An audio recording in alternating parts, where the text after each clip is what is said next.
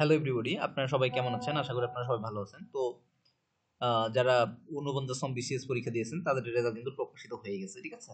তো আপনারা ফলাফলটা দেখে নেন এখানে। আপনার পিএসসির ওয়েবসাইটে কিন্তু আপনারা ফলাফলটা পাবেন। তাছাড়া এখানে আপনাদের আমি দেখাচ্ছি।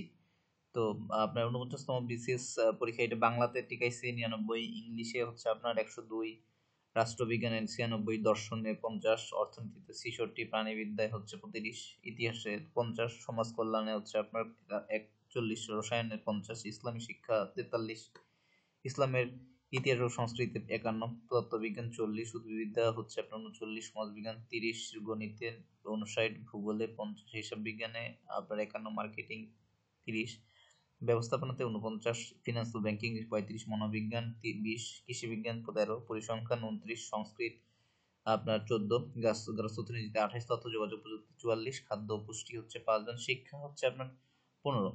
ঠিক আছে, টোটাল হচ্ছে আপনার ১২০০ সামথিং আপনার ঠিক আছে।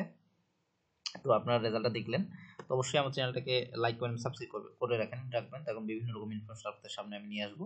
তো যারা আপনার পরীক্ষা দিচ্ছেন তাদের সামনে কিন্তু ভাইবা ২ তারিখ থেকে শুরু হচ্ছে, তো আপনারা প্রিপারেশন শুরু করেন। ধন্যবাদ, সবাইকে ভালো থাকবেন।